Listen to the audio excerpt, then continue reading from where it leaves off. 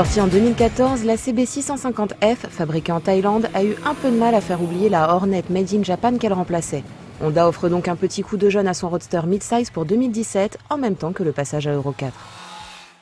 Esthétiquement, c'est réussi. La nouvelle CB650F est plus sportive et plus valorisante. Une optique avant plus agressive avec un joli regard à LED, des écopes et un saut de vent plus dynamique, des carters moteurs couleur bronze, le tout avec des coloris sympas. Mais le blanc du modèle essayé ici ne sera en fait pas disponible en France. Une des premières évolutions, c'est un nouveau guidon, un petit peu plus plat et plus bas. Donc ça fait plus Street Fighter, on est un petit peu plus en appui sur les poignets. Rien de bien dramatique, on le sent quand même un petit peu à la fin de la journée. Le poids n'est pas trop un problème non plus, on s'en arrange, il est bien réparti. Les manœuvres à basse vitesse sont vraiment pas compliquées. Le nouveau guidon est monté sur Sealand Block, offrant une position un peu plus sur l'avant, plus dynamique, et si la hauteur de selle est identique à 810 mm, son arcade est plus fine. Le poids tout plein fait reste identique avec 208 kg. Le rayon de braquage est pas mauvais non plus, Ça c'est pas mal pour la ville. La prise en main se fait vraiment sans souci. On arrive bien à serrer le réservoir avec les jambes. Et puis niveau protection, c'est pas mal pour un roadster. Les écopes font bien leur boulot. Le petit saut de vent là au-dessus du compteur aussi. Le compteur il n'a pas changé d'ailleurs. Il est très lisible. On a toutes les infos. On aurait peut-être bien aimé un indicateur de rapport engagé. Allez, c'est la mode. Surtout que le moteur, le 4 cylindres 650, toujours aussi souple. Donc on peut reprendre en 6e à moins de 2000 tours, ça pose pas de soucis.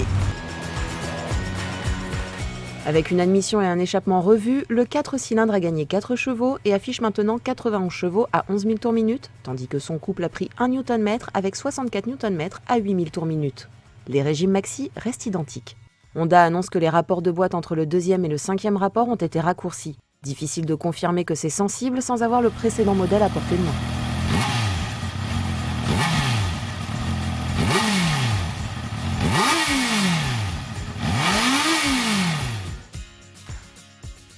Lors de cet essai, la conso moyenne au tableau de bord était de 5,5 litres au 100, offrant une autonomie d'environ 315 km avec les 17,3 litres du réservoir.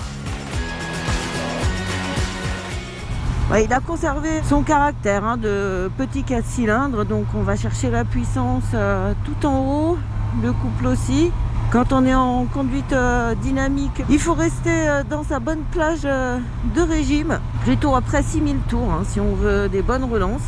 D'ailleurs, c'est quand on va justement chercher le 4 cylindres dans les tours vers 7000 qui commence à vibrer pas mal, dans les poignets, dans les pose-pieds, dans la selle.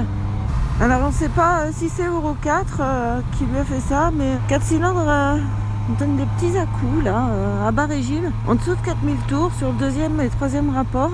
Pas évident de rester sur un filet de gaz. En tout cas, il y a un progrès au niveau de la sonorité, ça c'est sûr. On le sent plus présent. Pas désagréable d'ailleurs.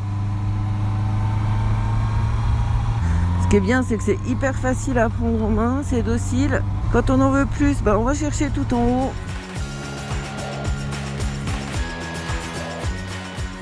Côté partie cycle, le mono-amortisseur réglable en précharge demeure, mais nous avons désormais droit à une fourche Showa Dual Bending Valve de 41 mm, comme l'Integra 2016, avec 120 mm de débattement. Les jantes de 17 pouces accueillent toujours des pneus de 120 et 180 mm avant-arrière, la même monte Dunlop D222 que le précédent modèle. Niveau suspension, l'arrière est toujours un petit peu rebondissant, pas très bien retenu en hydraulique, mais ça nuit pas non plus à la tenue de route. La nouvelle fourche, c'est plutôt pas mal. Les transferts de charge sont plutôt bien encaissés lors des gros freinages. En revanche, elle est super stable et ça en fait une moto très polyvalente, assez confortable pour un roadster. En revanche, je crois que ce qu'il faudra changer sont les pneus, qui offrent vraiment pas un feeling très précis, qui donne pas à la moto une super vivacité. Je pense que ça pourrait vraiment être amélioré avec une autre monte. Quant au freinage, ABS bien sûr, l'avant reçoit de nouveaux étriers Nissin, toujours à 2 pistons sur 2 disques de 320 mm, l'arrière conservant son simple disque à étrier simple piston. Côté freinage, moi j'aime beaucoup le feeling du frein avant. pourrait peut-être être un tout petit peu plus mordant, mais c'est progressif. Et puis on a une bonne puissance par la suite. Le frein arrière sert pas à rien non plus. Bon, on y déclenche assez vite l'ABS, sans que ce soit non plus trop désagréable, ni trop perturbant. En tout cas, elle est facile à placer, facile à emmener. On peut vraiment bien s'amuser en balade le week-end. Elle vous servira aussi de bon petit cheval pour tous les jours, pour aller au boulot. Et qui sait, vous pourrez peut-être même partir en vacances avec. On se réjouit de voir que son tarif n'excède pas celui du précédent modèle, jusqu'à conserver pour ce lancement le prix promo du millésime 2016 à 7 199 € au lieu de 7 899 €. Elle n'a pas beaucoup de concurrence en tant que 4 cylindres 650, mais dommage que ce nouvel opus ne soit plus disponible en version 35 kW pour les permis à deux.